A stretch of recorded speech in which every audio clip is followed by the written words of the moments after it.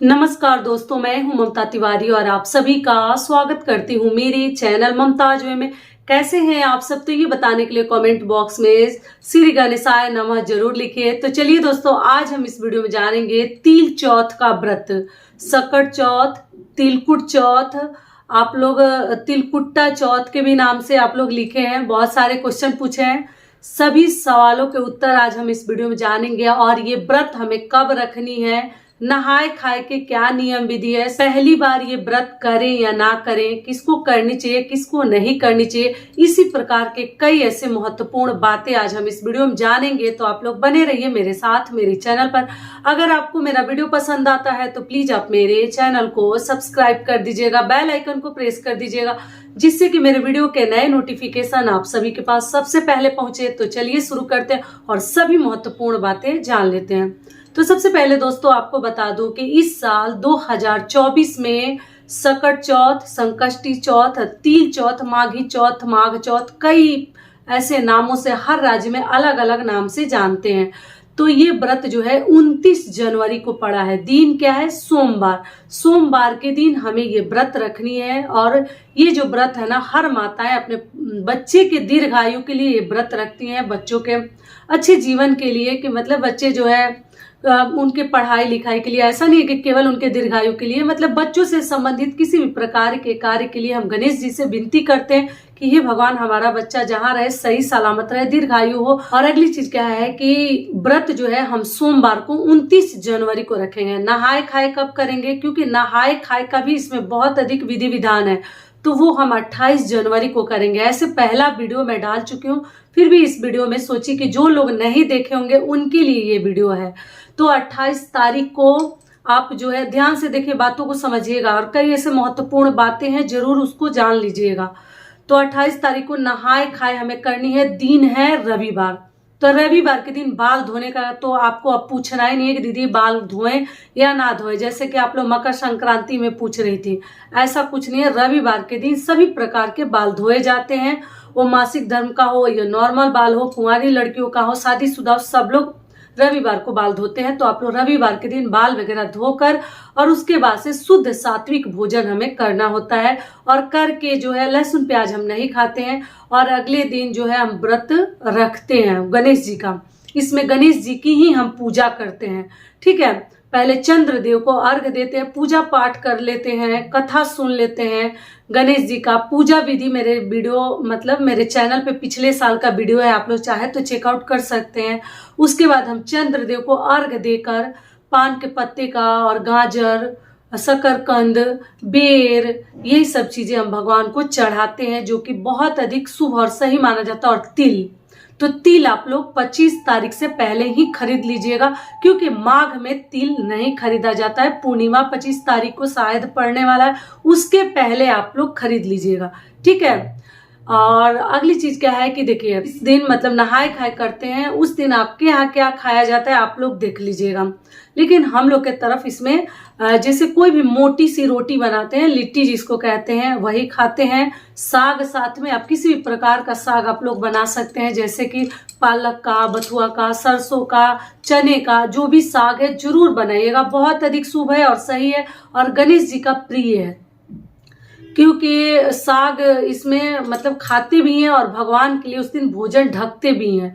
1 गिलास पानी के साथ रात में अपने रसोई घर में ढक कर हम रखते हैं, क्योंकि कथा में कहा जाता है ना कि गणेश जी आए तो उनको खाने के लिए दिया गया, तो क्या रखा हुआ था? तो साग रोटी। तो वही गणेश जी खा लिए और पूरे धन से भर दिए थे घर को। 2 बहनों की कहानी है, मेरे चैनल पे है, आप लोग चाहे तो चेकआउट कीजिएगा। गणेश जी के बड़ा ही इंटरेस्टिंग कथा है, बहुत ही ज्यादा रोचक है, आप लोग चाहे तो देख सकते हैं। तो उसमें क्या है ना कि आप ढक के रखा जाता है, और सुबह वो प्रसाद के रूप में या तो आप गाय को भी दे सकते हैं या अपने बच्चों को भी खिला सकते हैं। और साग आप सुबह भी खा सकते हैं, शाम को भी खा सकते हैं, लेकिन खाइएगा जरूर। तो ये हो गया। अगली चीज क्या है कि अगले दिन हम व्रत रखेंगे, तो व्रत में हम दातुन वगैरह का लोग ध्यान रखिएगा, दातुन ही किया जाता है। ब्रश, अगर दातुन नहीं मिलता है तो नया ब्रश लीजिएगा। हर व्रत में मैं देखिए याद कराते चलती हूँ, क्योंकि ध्यान से ये चीजें निकल जाती हैं। और पारण के दिन भी, किसी भी व्रत के पारण जब आप अगले दिन करने जाते हैं तो पहले अपने जूठा वाला ब्रश को मुख में न डालें, उस दिन भी नया ब्रश है तो नया से करें, नहीं तो दातुन है तो दातुन से करें। मान लीजिए 28 तारीख को नहाए खाए है, 29 को व्रत है और 30 को जब आप पारण करेंगे, क्योंकि इसमें जो है ना अर्घ देने के बाद भी इस व्रत में पूरे दिन तो निर्जला और निराहार ये व्रत रखा जाता है, और बाद में जब हम अर्घ दे लेते हैं पूजा पाठ करने के बाद तो भी हम फलाहार ही करते हैं। तो आपके यहाँ तो मुझे नहीं लग रहा है कि हर आदमी के यहाँ भोजन किया जाता होगा, क्योंकि करवा चौथ में भोजन किया जाता है तो आप लोग पूछे हैं, तो जी नहीं, इसमें भोजन नहीं किया जाता है, इसमें जो है फलाहार किया जाता है। तो 30 को जब आप लोग पारण कीजिएगा, 28 के बाद 29 को व्रत रखने के बाद 30 के दिन जब पारण कीजिएगा, उस दिन भी ब्रश का आप लोग ध्यान रखिएगा, ठीक है। दातुन या नया ब्रश से ही करनी है। अगली चीज क्या है कि पहली बार करें या ना करें। तो देखिए बहुत मतलब क्या बताऊं, कई बार बता चुकी हूँ, फिर भी आप लोग एक ही सवाल पूछते हैं, शॉर्ट में भी समझा चुकी हूँ। तो देखिए जिनके यहाँ अधिक मास और खरमास नहीं माना जाता है, ठीक है, वो लोग इस साल उठा लेंगे, लेकिन जिनके यहाँ माना जाता है वो लोग होलिका दहन के बाद ही कोई भी नया व्रत शुरू करेंगे, ठीक है। इस वीडियो में भी शॉर्ट में बता दिया, बहुत ज्यादा डिटेल नहीं बताऊंगी, वीडियो बड़ा हो जाता है। और इससे पहले दोस्तों आप लोग से एक छोटी सी रिक्वेस्ट है, अगर वीडियो पसंद आता है तो चैनल को पक्का सब्सक्राइब कर दीजिएगा और वीडियो को लाइक कर दीजिएगा, क्योंकि आपके एक लाइक से हमें बहुत अधिक हिम्मत और प्रेरणा मिलती है, तो जरूर कीजिएगा, ठीक है। चलिए अब आगे बात कर लेते हैं। तो ये हो गए गणेश चौथ की बातें। अगली चीज क्या है कि आप लोग पूछे हैं कि दीदी मतलब अगर मान लीजिए कि संतान के लिए व्रत किया जाता है, लड़की के लिए, बड़े बुजुर्ग तो यही कहते हैं कि मतलब अगर जिस साल लड़का हो जाता है ना उस साल ये व्रत उठा लेनी चाहिए। लेकिन आजकल जमाना ऐसा हो गया ना कि लोग अब लड़का लड़की नहीं देखते हैं, बस एक ही बच्चा रखते हैं, 2-4 बच्चे किसी को पसंद नहीं है, इतना समय नहीं है कि कोई उतना पालन पोषण करेगा। फिर भी आप लोग देख लीजिएगा, अपने घर का भी नियम पूछ लीजिएगा। लेकिन अगर आप लोग चाहें तो अपने संतान सोचकर आप लड़की के लिए भी ये व्रत कर सकते हैं, लड़के के लिए भी कर सकते हैं, कोई दिक्कत नहीं है। ये भी क्लियर हो गया। तो पहली बार उठाना है तो बता ही चुकी हूँ आपको कि अधिक मास और खरमास माना जाता है तो उठाइएगा, वरना नहीं। और अगला आप लोग का सवाल है कि दीदी इसमें आप कलश रख कर पूजा करती हैं, तो हमारे यहाँ तो बिना कलश का पूजा होता है। तो देखिए ये टोटल आपके अपने घर के नियम के अनुसार ही आप लोग कीजिएगा।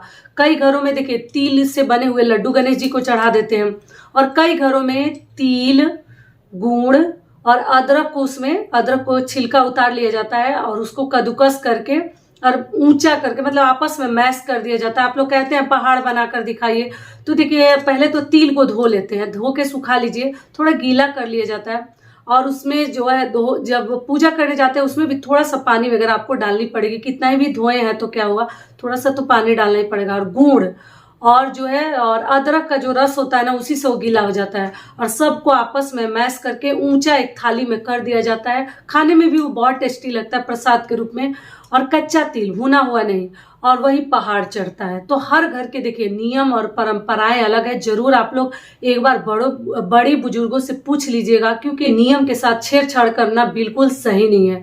तो इस बात का आप लोग ध्यान रखिएगा। तो जो भी चढ़ता है, क्योंकि कई लोग जो है ना जैसे लड़का होने पे पहाड़ चढ़ाते हैं कि बच्चा अगर हो जाएगा तो हे गणेश जी हम आपके लिए पहाड़ चढ़ाएंगे, तो वो लोग हमेशा चढ़ाते हैं और उनके पीछे वाले जो भी जनरेशन है उसी प्रकार से पूजा पाठ करते चले जाते हैं। तो आप अपने घर का देख लीजिएगा। ये हो गया। उसके बाद से आप लोग पूछे कि कलश का, तो देखिए कलश भी टोटल आपकी इच्छा है। कलश रख के करने से क्या होता है ना, सभी मतलब देवी देवताओं का हम उसमें आवाहन करते हैं कलश में, और जो है पूजा जैसे लगता है कि संपूर्ण हो जाता है। तो टोटल आपकी इच्छा है। अगर आप लोग के यहाँ बिना कलश का किया जाता है, बिना आम पल्लों का मतलब ऐसे डायरेक्ट चढ़ा के, तो आप वैसे भी साधारण विधि से भी पूजा कर सकती हैं। अगर कलश रखना चाहे तो कलश भी रखना कोई उतना भारी नहीं है, केवल आम पल्लो चाहिए, वो भी नहीं मिलता है तो अशोक का पत्ता ले लीजिए, वो भी नहीं मिलता है तो पान का पत्ता उसमें डाल दीजिए, हल्दी थोड़ा सा डालना है, सुपारी, एक सिक्का डालना रहता है, एक फूल, यही सब तो डालते हैं। तो आप देख लीजिएगा। और आप चाहे तो फूलों का भी आसन थोड़ा सा देकर उसके ऊपर रख सकती हैं। साधारण जितना भी चाहे आप साधारण बना सकती हैं, और जितना चाहे उसको कठिन और जो है जटिल बना सकती हैं। तो टोटल आपकी इच्छा है। तो बिना कलश का अगर आपके यहाँ होता है तो वैसा भी कर सकते हैं, नया क्यों शुरुआत करना। अगर नहीं होता है, कलश रख के होता है, तो वैसे भी आप लोग कर सकती हैं। दोनों विधि से कर सकते हैं, कोई नुकसान नहीं है। सारी बातें क्लियर हो गई। जितना आप लोगों ने देखिए सवाल जो भी पूछते हैं ना, हर वीडियो को आप लोग चेकआउट कीजिएगा। जितना आप लोग इंपॉर्टेंट क्वेश्चन पूछती हैं, ऐसे तो बहुत सारे बातें मैं कमेंट बॉक्स में ही बता देती हूँ, लेकिन जो डिटेल में नहीं बता पाती हूँ उतना टाइप कौन करेगा।